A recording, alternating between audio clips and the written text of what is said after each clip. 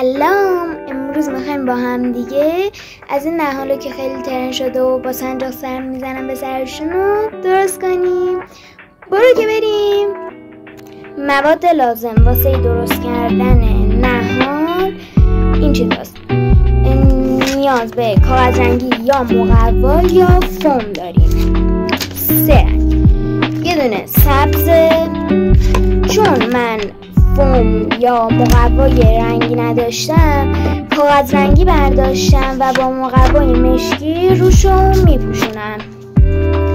مشکی و قهوه احتیاج داریم. بعد سیم مفتول، قیچی، انبردست یا سیمچین. باید یه الگوی برگ داشته باشین مثل این و 4 تا ازش باید درست کنیم. وقتی که 4 تا ازش درست کردیم باید 2 تا هم مشکی برداریم واسه اینکه کاغذ رنگیمون رو مقاوم کنیم. حالا باید مقوای مشکیمون رو یعنی مقوای سبزمون رو روی مقوای مشکیمون بچسبونیم به هر دو طرف، یعنی هم این ور هم این ور. اگه بخوایم با فومم بکنیم بازم باید همین کار رو انجام بدیم.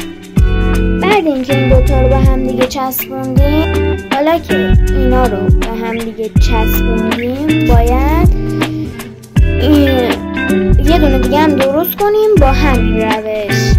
یادم رفت که اول ویدیو بگم به چسبم نیازه، میتونه هر چسبی باشه غیر از چسب چوب.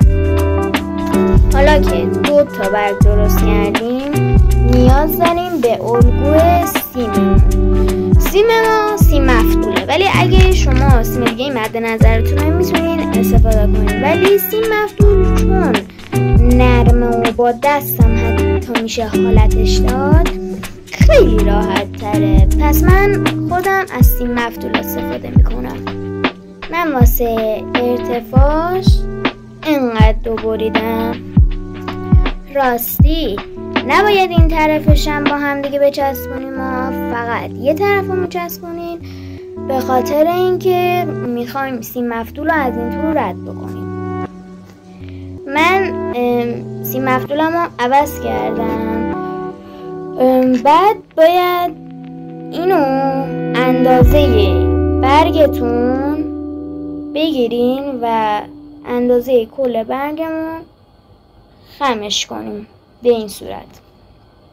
حالا باید به اندازه همین یه سیم مفتول دیگر رو بردارین، به اندازه همین اینطوری میذارین، با انبردست میبرین و میچسبونین به این ورش که یه همچین چیزی در بیاد و تا اون خوش میشه این لایک بغلم بزن. ما اینجا داریم زحمت میکشیم واسه این قسمت، به خاطر اینکه ممکنه یه ذره شل باشه، هم از چسب 1 2 3 و از هم چسب تفنگی میتونین استفاده کنید. حالا بعد اینکه این چسبید باید همچین الگویی داشته باشیم واسه بقیه کار. حالا دوباره اینجا نیاز به مقوای سبز داریم. به اندازه کل ارتفاع این ساقمون کاغذ رنگی میاریم و مثلا الان مال من اینقدره، باید تا ته این برم چون نباید سر این به سنجاق سر بخوره. حالا دلیلشو بهتون میگم چرا. اینو میگیرین تا جایی که میخوان کلوف باشه یا نازود لول میکنین. خب وقتی که این لولمون رو درست کردیم میذاریمش این تو و دور تا دور اینو به این صورته، دور تا دور اینو چسب میزنیم. هر وقت اینو چسبوندیم باید اینو الان ما باید برگو برداریم این شکلی بچسبونیم و این یکی برگمون رو روش. اینم از رخ کارمون. ببینید که کاملا برگا رو بهش چسبوندم. حالا ما نیاز داریم به یک کاغذ قهوه‌ای که کاملا باید اندازه سنجاق سرمون باشه.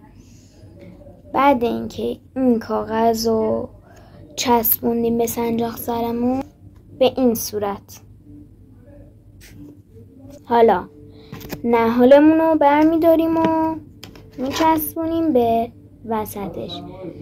اینجا گفتم چرا نباید بزنه بیرون و بلندتر باشه که بتونیم روی این بچسبونیم.